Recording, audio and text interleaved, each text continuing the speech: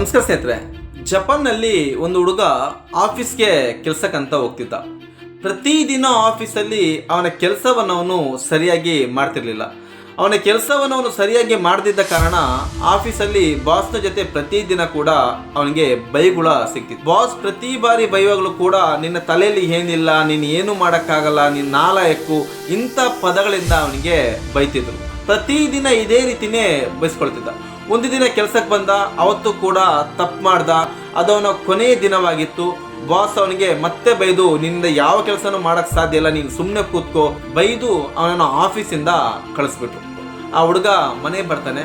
ಮನೆಗೆ ಬಂದು ಕೂತ್ಕೊಂಡು ಯೋಚನೆ ಮಾಡ್ತಾನೆ. ಪ್ರತಿ ಬಾರಿನೂ ಬಾಸ್ ಅವನಿಗೆ ಬೈತಿದಂಥ ಆ ಬೈಗುಳುಗಳನ್ನು ಅವನು ನೆನ್ಪು ಮಾಡ್ಕೊಳ್ತಾನೆ. ನಿನ್ನಿಂದ ಏನು ಮಾಡೋಕ್ಕಾಗಲ್ಲ, ನೀನು ಸುಮ್ಮನೆ ಕೂತ್ಕೋ, ನೀನು ಯಾವ ಕೆಲಸ ಸರಿಯಾಗಿ ಮಾಡಲ್ಲ, ಈ ರೀತಿ ಬೈದದನ್ನು ಅವನು ನೆನಪು ಮಾಡ್ಕೊಳ್ತಾನೆ. ನಂತರ ಆ ಹುಡುಗ ಅವನಲ್ಲಿದ್ದಂಥ ಆ ವೀಕ್ನೆಸ್ ಅನ್ನೇ ಉಪಯೋಗಿಸ್ಕೊಂಡು 1 ವರ್ಷಕ್ಕೆ ಸುಮಾರು 64 ಲಕ್ಷ ರೂಪಾಯಿ ದುಡಿತಾ ಬಂದ. ಯಾವ ರೀತಿ ಇಷ್ಟು ದುಡ್ಡುಗಳನ್ನು ಅವನು ದುಡಿತಿದ್ದ ಅಂದರೆ, ಅವನನ್ನ ಕೆಲಸದಿಂದ ತೆಗೆದ ನಂತರ ಮನೆಗೆ ಬಂದು ಅವನು ಬಾಸ್ಗಳು ಬೈದಂತ ಆ ಬೈಗುಳುಗಳನ್ನ ಯೋಚನೆ ಮಾಡಿ ಅದರಲ್ಲಿರುವಂತ ಒಂದು ಪಾಯಿಂಟ್ ಅನ್ನ ತೆಗೆದು ಆ ಪಾಯಿಂಟ್ ಅನ್ನು ಅವನು ಸೋಷಿಯಲ್ ಮೀಡಿಯಾದಲ್ಲಿ ಪ್ರಚಾರ ಮಾಡ್ತಾನೆ. ಯಾವ ಪಾಯಿಂಟ್ ಅನ್ನು ಅವನು ಹುಡುಕಿ ತೆಗ್ದ ಅಂದ್ರೆ, ಅವನ ಬಾಸ್ ಅವನಿಗೆ ಬೈತಿದ್ರಲ್ಲ, ನೀನು ಏನೂ ಮಾಡೋಕ್ಕಾಗಲ್ಲ, ನೀನು ಸುಮ್ಮನಿದ್ಬಿಡು ಅಂತ ಬೈತಿದ್ದಂತ ಆ ಪದಗಳನ್ನ ಅವನು ಇಂಟರ್ನೆಟ್ ಅಲ್ಲಿ ಹಾಕ್ತಾ ಬಂದ.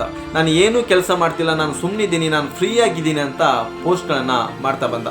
ಜಪಾನ್ನಲ್ಲಿ ಅಲ್ಲಿರುವಂತ ಒಟ್ಟು ಪಾಪ್ಯುಲೇಷನ್ಗಳಲ್ಲಿ ಸುಮಾರು 62% ಅಷ್ಟು ಜನರು ಸಿಂಗಲ್ ಆಗಿ ಜೀವನ ಮಾಡ್ತಾರೆ. ಯಾರು ಕೂಡ ಫ್ರೆಂಡ್ಸ್ಗಳಿರಲ್ಲ, ಮನೆಯವರಿಂದ ದೂರ ಇದ್ದಿರ್ತಾರೆ, ಗರ್ಲ್ ಫ್ರೆಂಡು, ಬಾಯ್ ಫ್ರೆಂಡು ಈ ರೀತಿ ಯಾರು ಇರಲ್ಲ, ಸಿಂಗಲ್ ಆಗಿ ಜೀವನ ಮಾಡ್ತಿರ್ತಾರೆ. ಈ ಸಿಂಗಲ್ ಆಗಿ ಜೀವನ ಮಾಡೋದನ್ನ ಅವರು ಯಾವ ರೀತಿ ಕಲಿತಾರಂದ್ರೆ, ಚಿಕ್ಕ ವಯಸ್ಸಲ್ಲಿರ್ಬೇಕಾದ್ರೆ ಅವರ ತಂದೆ ತಾಯಿಗಳು ಆ ಮಕ್ಕಳಿಗೆ ಅವರಿಗೆ ಅಗತ್ಯ ಇರುವಂತ ಎಲ್ಲಾ ಕೆಲಸಗಳನ್ನು ಕೂಡ ಆ ಮಕ್ಕಳೇ ಆ ಕೆಲಸಗಳನ್ನ ಮಾಡಿ ಜೀವನ ಮಾಡೋ ರೀತಿಯಲ್ಲಿ ಅವರಿಗೆ ವಿದ್ಯೆಯನ್ನ ಕಲಿಸಿರ್ತಾರೆ.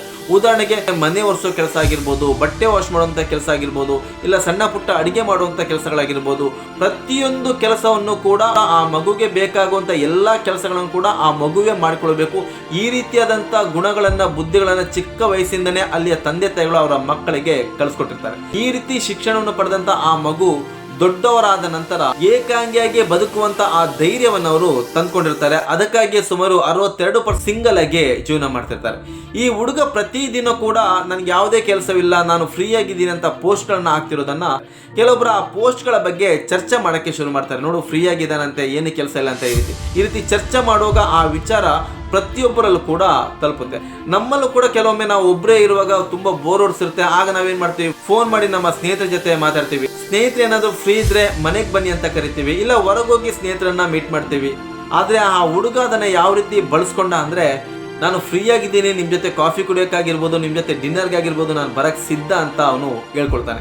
ಇದನ್ನು ಗಮನಿಸಿದಂತ ಅನೇಕ ಜನರು ಅವ್ರಿಗೊಬ್ರು ಗೆಳೆಯ ಬೇಕನ್ನುವರು, ಇಲ್ಲ ಬೋರ್ ಆದಾಗ 1 ಗಂಟೆನೋ 2 ಗಂಟೆನೋ ಮಾತಾಡ್ತಾ ಟೈಮ್ ಪಾಸ್ ಮಾಡಬೇಕು ಅನ್ನುವರು ಆ ಹುಡುಗನನ್ನ ಕಾಂಟ್ಯಾಕ್ಟ್ ಮಾಡಿ ಹೋಟೆಲ್ಗೋ ರೆಸ್ಟೋರೆಂಟ್ಗೋ ಕರ್ಸ್ಕೊಳ್ತಿದ್ರು. ಬಂದ ನಂತರ ಆ ಹುಡುಗ ಅವರ ಜೊತೆ ಕುತ್ಕೊಂಡು ಕಾಫಿ ಕುಡಿತಾ 1 ಗಂಟೆನೋ 2 ಗಂಟೆನೋ ಮಾತಾಡ್ತಾ ಟೈಮ್ ಸ್ಪೆಂಡ್ ಮಾಡ್ತಿದ್ದ. ಈ ಮಾತಾಡ್ತಾ ಟೈಮ್ ಸ್ಪೆಂಡ್ ಮಾಡಕ್ಕೆ ಒಬ್ರ ಹತ್ರ ಇಷ್ಟು ಅಂತ ಅವನು ಚಾರ್ಜ್ ಮಾಡ್ತಿದ್ದ. ಪ್ರತಿದಿನ ಅವನಿಗೆ ಈ ಮಾತಾಡುವಂತ ಕೆಲಸಗಳು ದೊರಕ್ತಿತ್ತು. ಒಬ್ರಲ್ಲೊಬ್ರು ಫೋನ್ ಮಾಡಿ ಅವನನ್ನ ಕರ್ಸ್ಕೊಂಡು ಅವನ ಹತ್ರ 1 ಗಂಟೆನೋ 2 ಗಂಟೆನೋ ಮಾತಾಡ್ತಾ ಟೈಮ್ ಸ್ಪೆಂಡ್ ನ ಮಾಡ್ತಿದ್ರು. ಇದನ್ನೇ ಅವನು ಒಂದು ಕೆಲಸವನ್ನಾಗಿ ಮಾಡ್ಕೊಂಡ.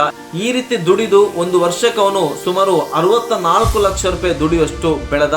ಇದು ಜಪಾನ್ ನಲ್ಲಿ ನಡೆದಂತ ಸತ್ಯ ಕಥೆ ಸ್ನೇಹಿತರೆ. ಅವನಲ್ಲಿರುವಂತ ಬುದ್ಧಿಯನ್ನು ಉಪಯೋಗಿಸಿಕೊಂಡು ಅವನಲ್ಲಿದ್ದಂತ ನೆಗೆಟಿವ್ ಥಾಟ್ ಗಳನ್ನೇ ಪಾಸಿಟಿವ್ ಥಾಟ್ ಗಳನ್ನೇ ಬದಲಾಯಿಸಿಕೊಂಡು ಜೀವನವನ್ನ ಕಟ್ಟಿಕೊಂಡಂತ ಒಬ್ಬ ಯುವಕ. ಜೀವನದಲ್ಲಿ ಸಾಧಿಸಬೇಕು ಅನ್ನೋ ಒಂದು ಛಲ ಇದ್ರೆ, ನಮ್ಮ ಬಗ್ಗೆ ಯಾರೇ ಎಷ್ಟೇ ಕೆಟ್ಟದಾಗ ಮಾತಾಡ್ಲಿ, ಎಷ್ಟೇ ನೆಗೆಟಿವ್ ಮಾತಾಡ್ಲಿ, ಎಷ್ಟೇ ಸೋಲುಗಳು ಬರಲಿ, ಇದು ಯಾವುದು ಕೂಡ ಯಾವುದೇ ಪರಿಣಾಮವನ್ನು ಬೀರದೆ ನಮ್ಮಲ್ಲಿರುವಂತಹ ಛಲ ಒಂದೇ ನಮ್ಮನ್ನ ಗೆಲುವಿನ ಕಡೆಗೆ ಕರೆದುಕೊಂಡೋಗುತ್ತೆ. ಪ್ರಯತ್ನ ನಮ್ಮಲ್ಲಿ ಇದ್ದಾಗ.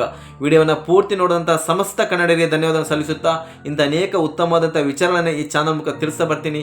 ದಯವಿಟ್ಟು ಚಾನಲ್ ಸಬ್ಸ್ಕ್ರೈಬ್ ಮಾಡಿ. ವಿಡಿಯೋ ಇಷ್ಟ ಆಯ್ತು ಅಂದ್ರೆ ಲೈಕ್ ಮಾಡಿ, ಶೇರ್ ಮಾಡಿ. ಮತ್ತೆ ಮುಂದಿನ ಸಂಚಿಕೆಯಲ್ಲಿ ಇನ್ನೊಂದು ಉತ್ತಮವಾದಂತಹ ವಿಚಾರದೊಂದಿಗೆ ನಿಮ್ಮ ಮುಂದೆ ಬರ್ತೀನಿ. ಅಲ್ಲಿವರೆಗೂ ನಮಸ್ಕಾರ ಸ್ನೇಹಿತರೆ.